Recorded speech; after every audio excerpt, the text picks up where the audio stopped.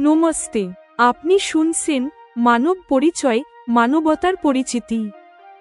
গত পর্বে আমরা ফিরদৌসের মাতৃত্বের আনন্দ এবং নতুন নিরামিষ সংকল্পের কথা শুনলাম। কিন্তু আজ গল্পের ওপর অন্ধকার নেমে আসতে চলেছে। ফিরদৌস তার বাপের বাড়িতে আছে, যেখানে তার অলৌকিক অভ্যন্তরীণ পরিবর্তন দেখে তার আব্বু এবং আম্মি বিস্মিত হয়েছেন। ফিরদৌস জানে না যে তার প্রাক্তন স্বামী নাসির, যাকে 3 তালাক এর কারণে জেলে যেতে হয়েছিল, সে তার অসুস্থ আব্বার কারণে 15 দিনের প্যারোলে মুক্তি পেয়েছে। ফিরদৌস কাফির স্বামীর, যেমনটা সে ভাবে, সন্তানের গর্ভবতী জেনে নাসির ক্রুদ্ধ হয়েছে। তার মনে কেবল একটিই চিন্তা, প্রতিশোধ। আম্মির ভয়।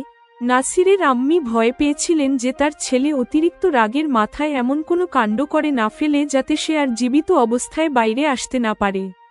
তিনি প্রগতিশীল মহিলা সংগঠনের প্রধান নার্গিসকে ফোন করলেন। খঞ্জরের আঘাত। নাসির আব্বুকে কথায় ব্যস্ত রেখে ঘরে প্রবেশ করে এবং গর্জন করে, তোমাকে শিক্ষা দিতে হবে। তোমার গর্ভে যে কাফিরের সন্তান নিয়ে ঘুরছ না, দেখো এখনই আমি তার টুকরো টুকরো করে দিচ্ছি। আপনি শুনবেন ঐশ্বরিক অলৌকিকের মতো হস্তক্ষেপ, কিভাবে সঠিক সময়ে নার্গিস এবং তার সহযোগী মহিলারা ভেতরে আসেন। কিন্তু তারা কি প্রতিশোধের খঞ্জরকে ফিরদৌস এবং তার গর্ভস্থ শিশুর কাছে পৌঁছানো থেকে আটকাতে পারবে? ফিরদৌস কোথায় আঘাত পেল? নিষ্পাপ গর্ভস্থ শিশুটি কি বেঁচে যাবে?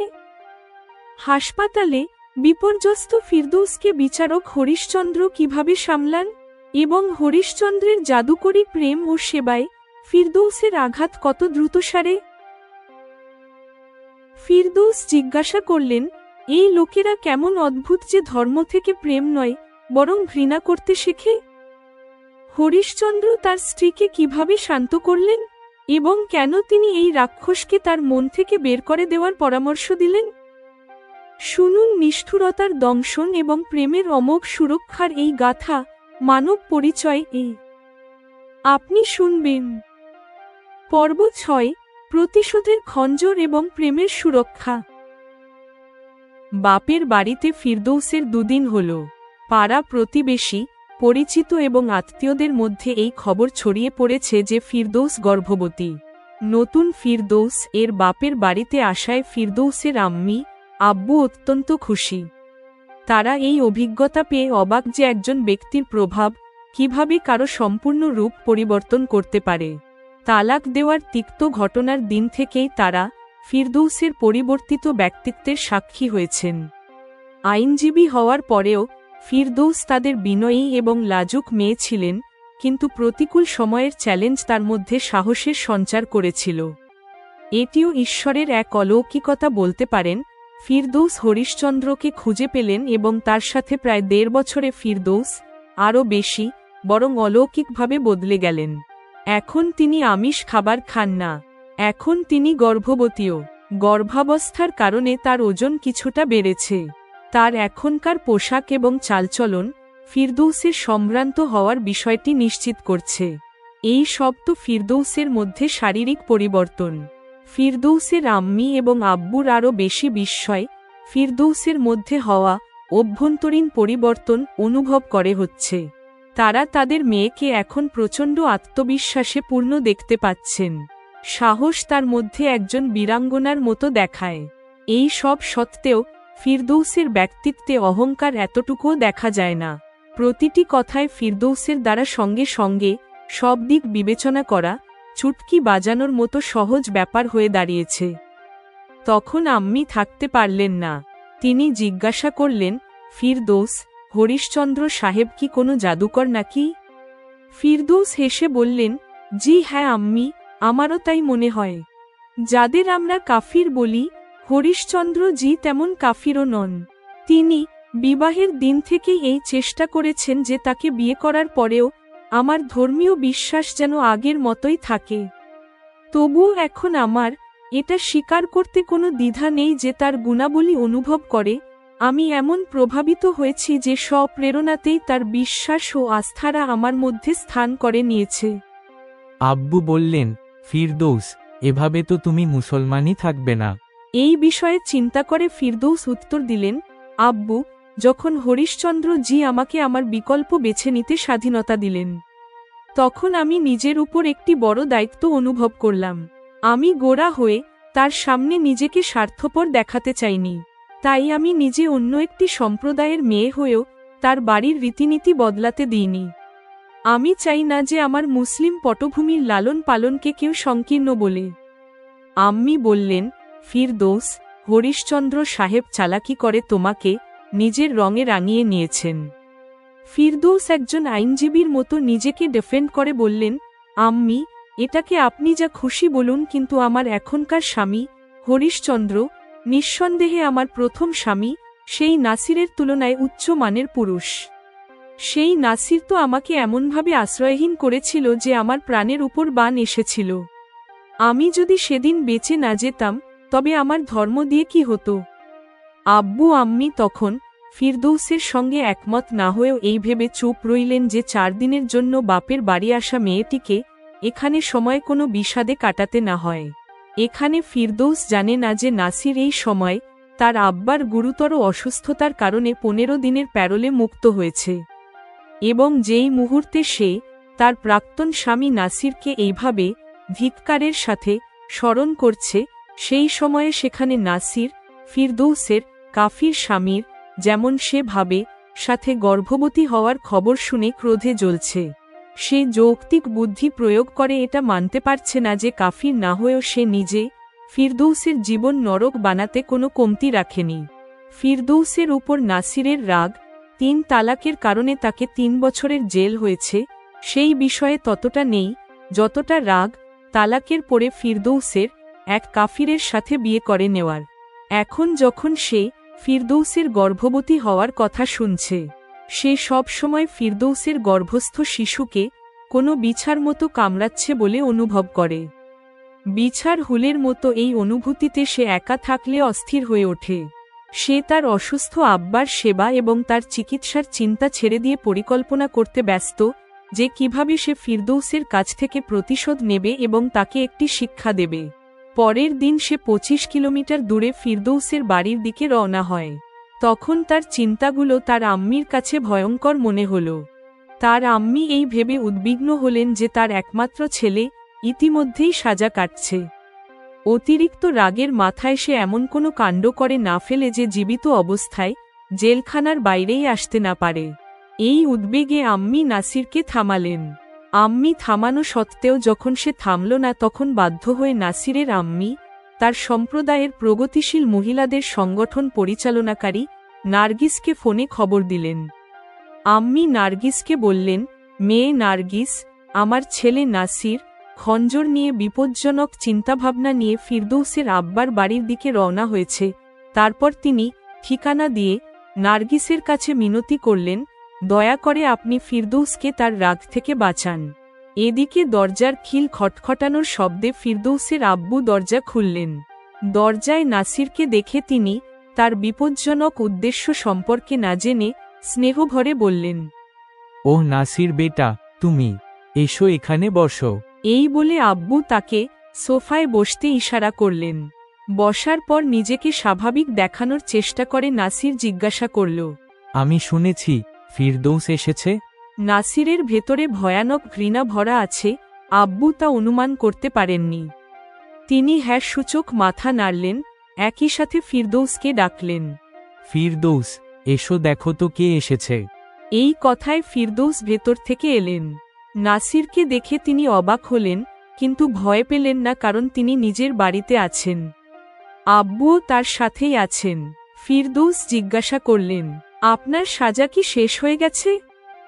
নাসির এর উত্তর না দিয়ে বললেন, ফিরদৌস, তুমি আমার থেকে তালাক নিলে কোনো ব্যাপার ছিল না। তুমি বিয়ে কাফিরের সাথে কেন করলে? ফিরদৌস উত্তরে বললেন, এই জন্য যে সেই কাফির রাগে 3 তালাক দিয়ে 1 মিনিটে স্ত্রীকে আশ্রয়হীন করতে পারে না। এই কথায় ক্রুদ্ধ হয়ে এতক্ষণ স্বাভাবিক থাকার চেষ্টা করা নাসির গর্জন করতে করতে উঠে দাঁড়াল। সে চিৎকার করে বলছে, নির্লজ্জ মহিলা, খুব মুখ চালাও। তোমাকে শিক্ষা দিতে হবে। তোমার গর্ভে যে কাফিরের বাচ্চা নিয়ে ঘুরছ না, দেখো এখনই আমি তার টুকরো টুকরো করে দিচ্ছি। এই দৃশ্য দেখে আব্বু কাঁপতে শুরু করলেন। নাসির তার কাছে লুকিয়ে রাখা খঞ্জর হাতে তুলে নিল। ঠিক তখনই ঐশ্বরিক অলৌকিকের মতো নার্গিস এবং তার 4 সহযোগী মহিলা খোলা দরজা দিয়ে ঘরে প্রবেশ করলেন। ফিরদৌসের দিকে এগিয়ে আসা নাসিরকে তারা সবাই পিছন থেকে ধরে ফেললেন। সঙ্গে সঙ্গেই ফিরদৌস ভেতরের দিকে যাওয়ার জন্য এগিয়ে গেলেন। মহিলাদের কবজায় আটকে পড়া নাসির যখন মুক্ত হতে পারল না, তখন সে ফিরদৌসের দিকে খঞ্জর ছুঁড়ে মারল। তার চেষ্টা ছিল ফিরদৌসের পেটে খঞ্জর মারার, কিন্তু ভেতরে যাওয়ার জন্য ঘুরে যাওয়া ফিরদৌসকে সেটা বাম নিতম্বে লাগল। ফিরদৌসের চিৎকার বেরিয়ে এলো।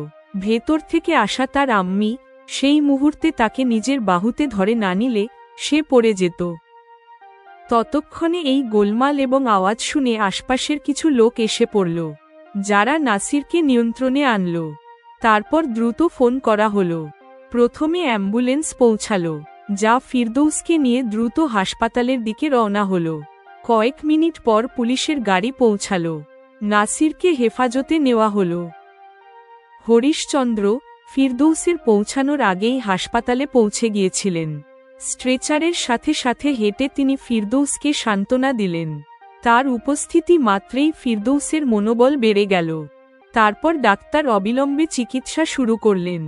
ফিরদৌস উদ্বিগ্ন হয়ে ডাক্তারকে জিজ্ঞাসা করলেন, ডাক্তার, আমার শিশুর প্রাণের উপর কোনো আশঙ্কা নেই তো? ডাক্তার জানালেন, আপনার আঘাতটি পিছনের এবং নিচের অংশে হওয়ায় শিশুর উপর কোনো বিপদ নেই। ফিরদৌস গর্ভবতী হওয়ায় লোকাল অ্যানেস্থেশিয়া দেওয়াও ঠিক ছিল না। তখন ফিরদৌস সাহসের সাথে সেলাই লাগানোর ব্যথা সহ্য করলেন। আঘাত গভীর কম, লম্বা বেশি ছিল। বেশি সেলাই দিতে হয়েছিল। আধা ঘন্টা পর যখন ফিরদৌসকে অপারেশন রুম থেকে বাইরে আনা হলো, তখন তিনি অবসন্ন হয়ে পড়েছিলেন। হরিশচন্দ্র অত্যন্ত ভালোবাসার সাথে বললেন, ফিরদৌস, আপনি অনেক সাহসের পরিচয় দিয়েছেন। বড় বিপদ এখন কেটে গেছে। এখন শীঘ্রই সব ঠিক হয়ে যাবে। 3 ঘন্টা হাসপাতালে রাখার পর হরিশচন্দ্র জি ফিরদৌসকে ডিসচার্জ করিয়ে নিলেন। তিনি নিজে ছুটি নিলেন। ফিরদৌসের সেবা শুশ্রূষায় তিনি নিজেই লেগে পড়লেন। স্বামীর এই ভালোবাসার প্রদর্শন ফিরদৌসের উপর জাদুকরী প্রভাব ফেলল। এর কারণে ফিরদৌসের আঘাত দ্রুত সারতে শুরু করল। তখন এক দুপুরে নিজের মাথা হরিশচন্দ্র জির কোলে রেখে ফিরদৌস ব্যথিত হয়ে বলছেন, এই লোকেরা কেমন অদ্ভুত যে ধর্ম থেকে প্রেম নয়, বরং ঘৃণা করতে শেখে। শাস্তি দেওয়া সত্ত্বেও সঠিক শিক্ষা নেয় না।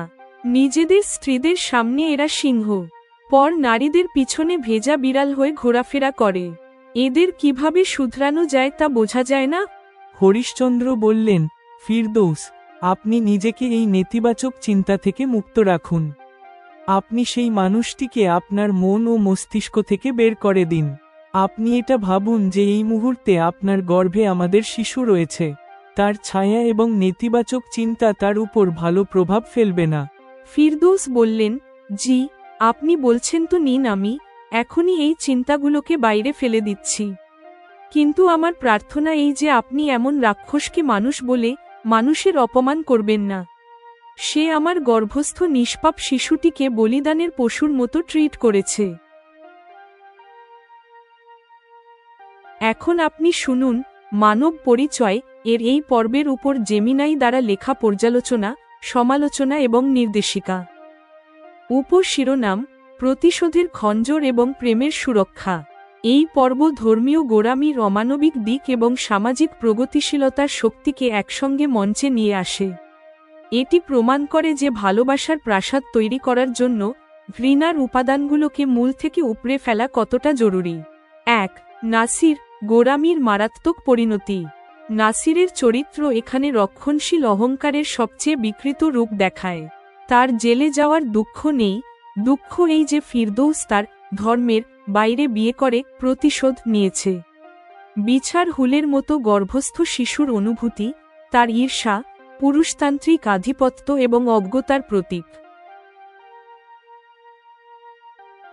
তার খঞ্জর নিয়ে ফিরদৌসের বাপের বাড়িতে পৌঁছানো, এটা দেখায় যে আইনি শাস্তি ও গোঁড়ামির শিকড়কে নির্মূল করতে পারে না, বরং এটিকে আরও তীব্র করতে পারে। নাসিরের কাজটি অমানবিক, সে নিষ্পাপ শিশুটিকে বলিদানের পশুর মতো মনে করে, কারণ সেই শিশু কাফির পিতার অংশ। 2. প্রগতিশীলতার অলৌকিকতা। নার্গিস এবং তার সহযোগী মহিলাদের ঐশ্বরিক অলৌকিকের মতো প্রবেশ গল্পটিকে একটি গুরুত্বপূর্ণ সামাজিক মাত্রা দেয়। এটি দেখায় যে সামাজিক সংস্কারের লড়াই এখন কেবল আদালতেই নয়, জমিতেও লড়া হচ্ছে। নাসিরের আম্মির বিচক্ষণ সিদ্ধান্ত, নার্গিসকে ফোন করা, ঐতিহ্যবাহী পরিবারের মধ্যেকার নৈতিকতা এবং পুত্র স্নেহ থেকে উদ্ভূত কল্যাণকে প্রতিফলিত করে। মহিলাদের দলটি হিংসার উত্তর বল দিয়ে নয়, বরং সংগঠিত প্রতিরোধ দিয়ে দেয়। এই দৃশ্য নারী ঐক্যের শক্তিকে তুলে ধরে। 3. প্রেমের চূড়ান্ত আদালত। হাসপাতালের দৃশ্যটি আবেগের শিখরে রয়েছে। হরিশচন্দ্রের ফিরদৌসকে সান্ত্বনা দেওয়া, ভয় এবং যন্ত্রণার মাঝে তার মনোবল বাড়ায়। ফিরদৌসের লোকাল অ্যানেস্থেশিয়া ছাড়াই সেলাই লাগানোর ব্যথা সহ্য করা, তার অসাধারণ সাহস এবং একজন গর্ভবতী মায়ের দৃঢ় সংকল্পের প্রমাণ। পর্বের সমাপ্তি ফিরদৌসের নৈতিক আক্রোশের সাথে হয়। তার রাক্ষস এবং মানুষ এর মধ্যেকার পার্থক্য হরিশচন্দ্রকে স্পষ্ট করা, এটা প্রমাণ করে যে সত্যিকারের ধর্ম ঘৃণায় নয়, মানব মূল্যবোধে নিহিত। হরিশচন্দ্রের প্রেম এবং ফিরদৌসের সাহস এই নিশ্চিত করে যে ঘৃণার খঞ্জর তাদের অনাগত সন্তানের আনন্দময় ভবিষ্যৎ নষ্ট করতে পারবে না। উপসংহার: এই পর্বে পুরুষতন্ত্রের নিষ্ঠুরতা পরাজিত হয় এবং প্রেমের সঙ্গতি এবং সামাজিক বিবেক জয়ী হয়। পর্ব 6 সমাপ্ত।